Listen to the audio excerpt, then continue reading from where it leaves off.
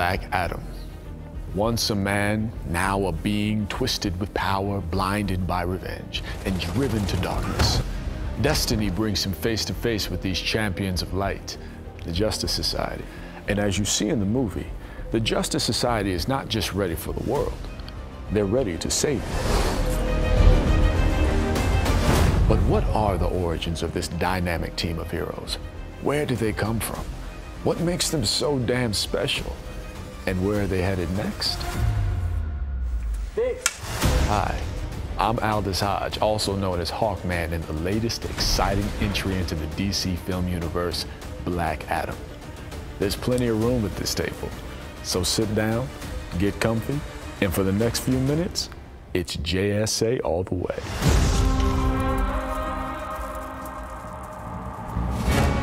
Much like in the movie Black Adam, we begin our story in the past. Not 5,000 years ago, but in 1940, the year the Justice Society was born. With World War II plunging the planet into conflict and the nerves of a nation firmly on edge, those early adventures of the JSA offered readers a great escape and a ray of hope.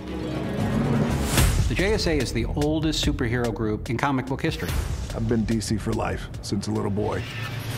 Even in the early comics, Justice Society characters that had some complex stories, but big stories. It really was kind of a groundbreaking concept at the time. They were almost like a little bit of a social club at the beginning. They would get together, they would have a meeting and determine how we're going to stop some villain. The JSA really set the standard for superhero teams to come. The fact that we've been able to launch so many comics from what was a 1940s superhero group really tells you the power of teams. It's up! In the late 1950s, DC reintroduced new versions of the Flash and Green Lantern and even Hawkman, all characters that were originally part of the JSA. It didn't take long for them to group them into the Justice League of America. I think the editor at the time had said the society felt a little too retro, but I think that DC Comics realized that there was still an interest in the older characters and the older versions of the characters. So we did the second generation of the JSA.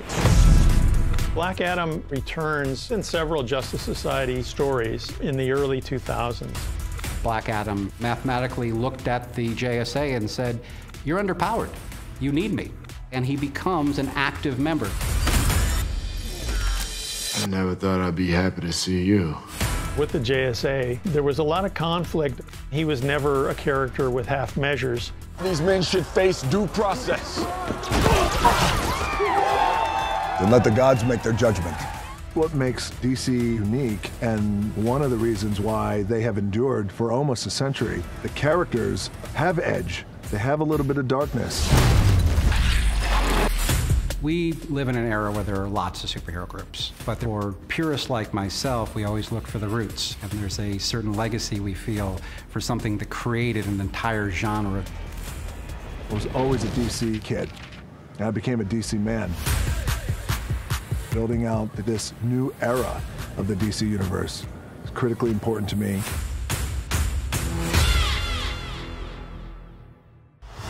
The Justice Society has stood the test of time. They're resilient. That's something Hawkman knows all too well. Carter Hall, his alter ego, is not only an archaeologist and inventor, but the host of a reincarnated spirit, an ancient Egyptian prince named Khufu.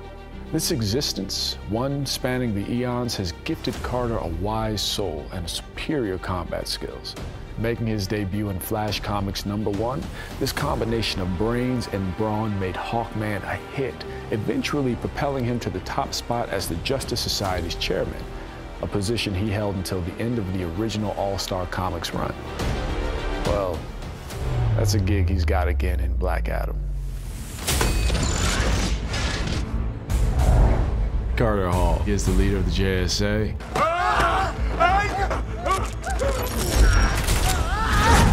Better known as Hawkman. Life after life after life, he's always sort of found himself, kept a log and a history of who he was. He has the fully fortified moral ethics, but he is a savage. Hawkman alone has an incredible following. He's given the assignment, bring Black Adam to justice. Heroes don't kill people. Well, I do. He was from Prince in Egypt, and Black Adam comes from Kahndaq. They're basically neighboring each other, so there actually is a history between them. They are on two opposite sides of the exact same goal. That's where they butt heads. I can help you, but no more extrajudicial killings. I don't need any help. You know, the audience is put in the position to understand both sides, and we never tell them, like, who's right or who's wrong. I told you, stop killing people. They look alive to me. Because I saved them. Well, that's why I waited until you were there. In a complex world that we live in, you need both. Activate infrared. He's a little bit scientist and a little bit gladiator. He possesses this nth metal, which is an alien mineral which defies gravity. The Hawk Cruiser made out of that same technology. So we're keeping the kind of shape of the original ones that you see in the comics, but then of course we do our own spin and take on it. The Hawk Cruiser is stunning. It's actually the size of about a 757, so it's quite big. It is just huge, man. Brace yourself. I love comics, I love graphic novels, grew up on the creativity and the imagination of the whole superhero world.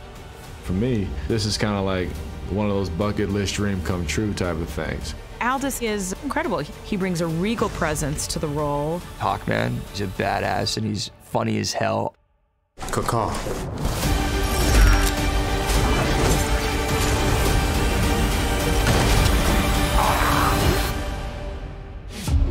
The job of leading the Justice Society is anything but easy. Thankfully, Hawkman is not alone. Enter faithful friend and longtime teammate, Dr. Fate. Part paranormal prophet, part merciless mage, Dr. Fate first appeared in his own self-titled strip within the pages of More Fun Comics number 55. Ken Nelson's life would forever change when he unearthed the tomb of the wizard Nabu, a mystical force hidden within the helmet of Fate. Now serving as a Lord of Order, Dr. Fate is tasked with keeping chaos in check and bringing balance to the world. Who better to bring charm and humanity to this complex supernatural superhero than Pierce Brosnan?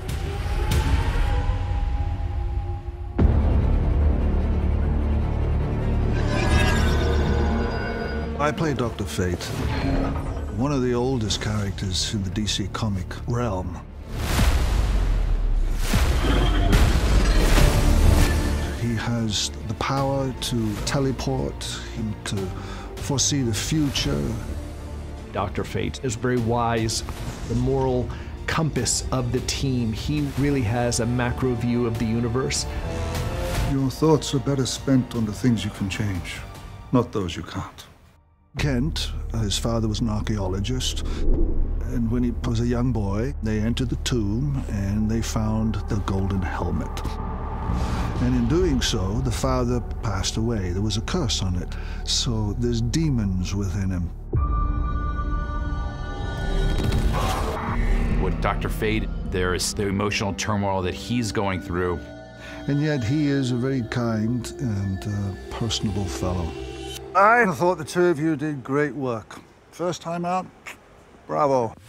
We wanted an actor that just automatically you knew, you loved, and you respected. Pierce Brosnan, for God's sakes. Call him Father Pierce. He is a living legend and literally the nicest, most down-to-earth human I've ever met in my life. Dr. Fate is almost like a god, and it's very intimidating. To have Pierce Brosnan, who is so warm and sensitive, really brought another layer of complexity to the role. Having done James Bond there for 10 years, 4 films, nothing compares to this.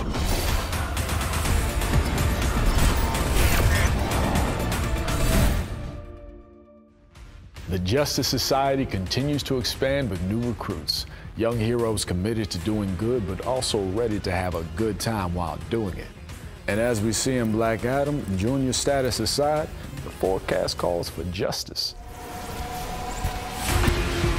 Cyclone and Atom Smasher. It's the first time that they go out on a mission, so you have the dynamic of the senior versus the new recruits. What are you doing? Hey! They're newcomers to the JSA. They're two young people trying to figure out like how to utilize their power. I'll be right there! Atom Smasher is awesome. He's so funny. He can modify his molecular structure at will. He controls the density of his body. Atom Smasher in the comics is a little bit more of kind of a straight-laced character, not as much fun, and I think Noah makes Smasher fun. I'm coming, I'm zeroing in on your location!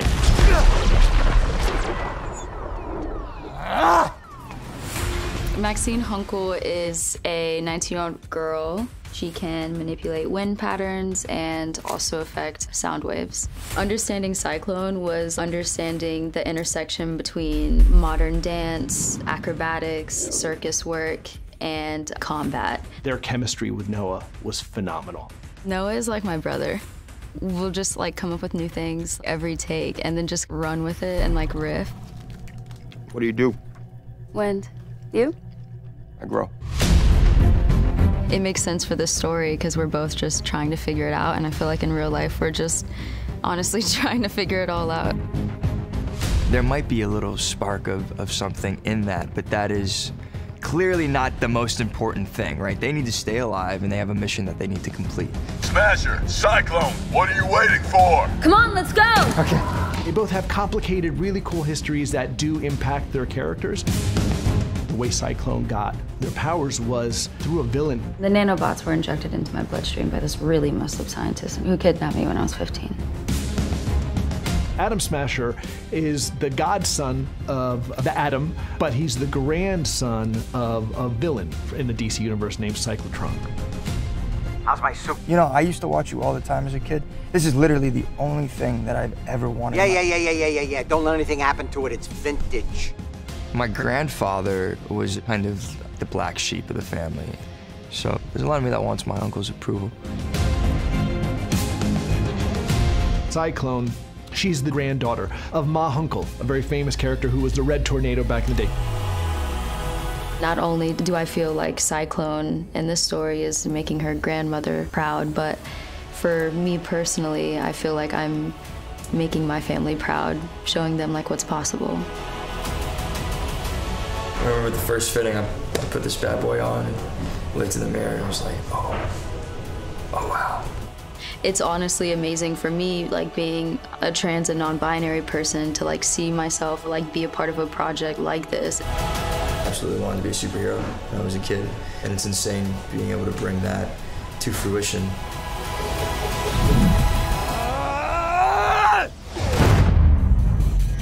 It's easy to let your imagination soar over the possibilities of which new heroes might fill the seats. That's such a thrill in the comics, the changing of the guard, the ever-evolving roster. The possibilities are endless. Where there's a Hawkman, there's usually a Hawk girl. And Dr. Fate's helmet has a nasty habit of finding a new owner in no time. Are Cyclone and Atom Smasher ripe for a reunion with their costumed kin? And what will become of Black Adam? The DC film universe keeps growing, getting bigger, badder, more breathtaking and electrifying. The call for heroes is sounding louder, and the Justice Society will be there to answer it. Here's to now. Here's to what's next. Here's to the JSA. Thanks for hanging out. I'll see you around the way.